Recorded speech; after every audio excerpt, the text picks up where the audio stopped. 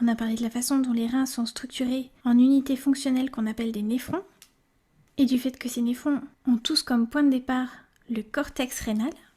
Maintenant, on va commencer à rentrer un peu plus dans les détails de la structure et de l'organisation de chacun de ces néphrons. Donc on va zoomer maintenant sur un de ces néphrons, mais pour ça il faut d'abord faire un peu de place. Et on va se concentrer dans cette vidéo sur la première partie du néphron. Donc ce qui va nous intéresser, c'est la première partie de ce néphron, ce qu'on appelle le glomérule, et qu'on va dessiner en plus gros ici. On a dit que ce glomérule est situé au niveau du cortex rénal, donc de la partie externe du rein, où on trouve toutes ces petites artérioles qui sont issues de cette artère rénale, une fois ramifiée. Donc ce qu'on va commencer par faire, c'est dessiner une de ces artérioles. Donc c'est une petite artère issue de l'artère rénale. C'est donc une artériole. Et comme les reins ont un système de vascularisation un peu différent des autres organes, avec plusieurs lits capillaires différents, ce qui est un peu spécial, c'est que cette artériole, qui transporte du sang dans cette direction et qui l'amène au niveau du glomérule,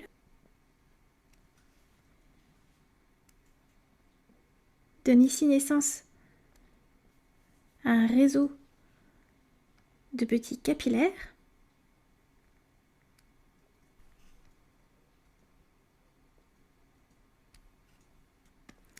qu'on appelle les capillaires glomérulaires,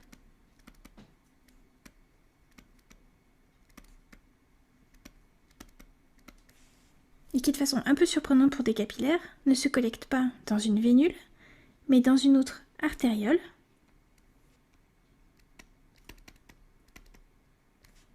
qui contient du sang qui quitte le glomérule.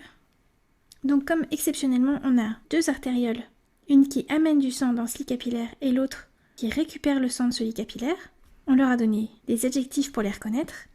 La première, on l'appelle l'artériole afférente, parce qu'elle amène le sang, et celle qui récupère le sang à la sortie de ce glomérule, c'est ce qu'on appelle l'artériole efférente.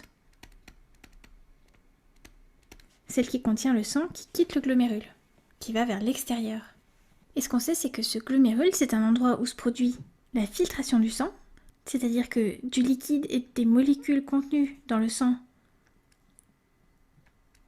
se retrouvent à l'extérieur de ces capillaires. Et c'est la façon dont notre organisme élimine certains déchets ou des molécules en excès dans le sang.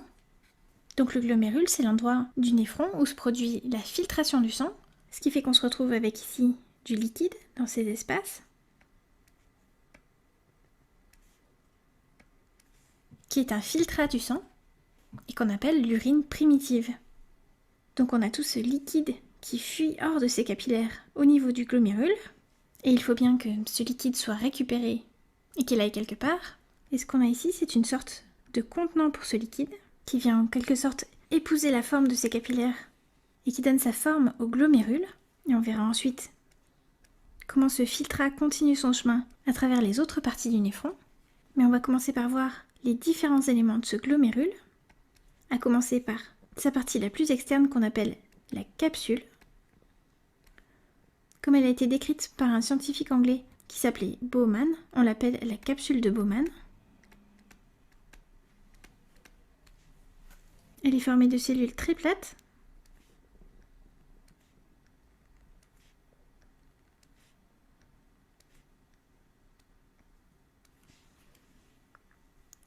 qui entourent les capillaires glomérulaires et qui permettent de collecter ce liquide qui vient juste de quitter les capillaires glomérulaires. Donc ce qu'on a là, c'est un espace. Et comme cet espace contient de l'urine primitive, on l'appelle l'espace urinaire. Mais la question qu'on peut se poser, c'est pourquoi est-ce qu'on a tout ce liquide qui quitte les capillaires à cet endroit-là? C'est sûr qu'il y a une certaine pression au niveau de ces capillaires qui aide le liquide à quitter ces vaisseaux, mais qu'est-ce qui fait qu'on a autant de liquide qui s'échappe au niveau de ces capillaires, alors que ce n'est pas le cas par exemple au niveau des capillaires des muscles ou d'autres organes? Pour répondre à cette question, ce qu'il faut faire, c'est continuer à zoomer pour se rapprocher encore un peu plus de ce qui se passe à cet endroit-là. On va regarder de plus près ce qui se passe dans cette petite partie du glomérule. Donc je vais redessiner ici un petit morceau de capillaire qui se continue dans cette direction. Dans ce vaisseau, il y a des globules rouges, des globules blancs, des petites plaquettes. Il y a aussi des grosses protéines. Et tout ça, ce sont des choses qui ne vont pas se retrouver au niveau de l'urine primitive, qui ne vont pas pouvoir quitter ces capillaires. Mais on a aussi d'autres choses dans ce capillaire, comme par exemple des ions, par exemple des ions sodium, et aussi des nutriments comme des acides aminés ou du glucose. Et ça, ce sont des choses plus petites qui sont capables de traverser la paroi de ce capillaire. Pour comprendre comment c'est possible, eh bien, il faut se rappeler de quoi est constituée la paroi des capillaires sanguins.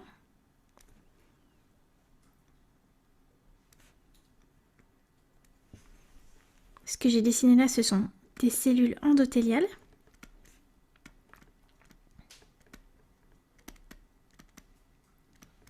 Et ce qu'il faut savoir, c'est qu'au niveau de ces capillaires glomérulaires, les cellules endothéliales ont des propriétés particulières. En fait, elles ont des trous.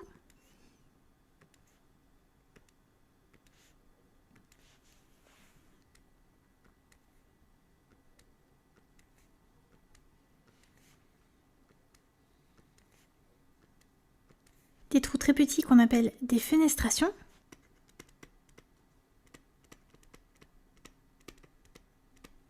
Qui sont autant de petites fenêtres, juste assez grandes pour laisser passer certaines de ces molécules.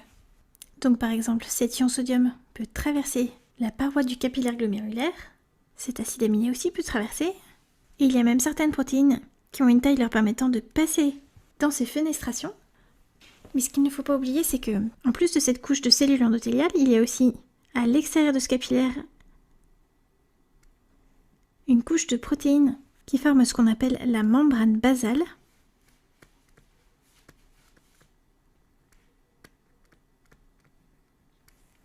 Et qui contribue à filtrer, c'est-à-dire à retenir certains des éléments du sang, pendant que d'autres traversent et se retrouvent dans l'urine primitive.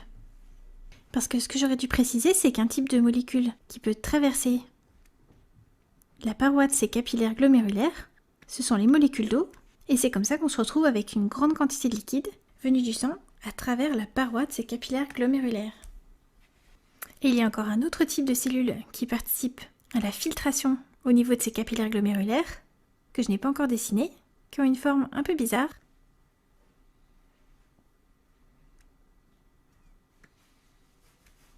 Ce sont des cellules qui ont comme des pieds, qui sont au contact des capillaires glomérulaires.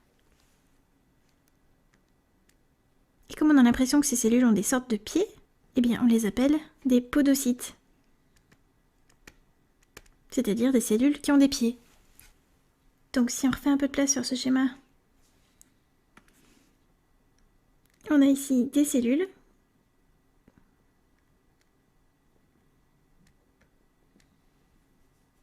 qui sont comme agrippées aux capillaires glomérulaires et qui participent au contrôle de la filtration du sang.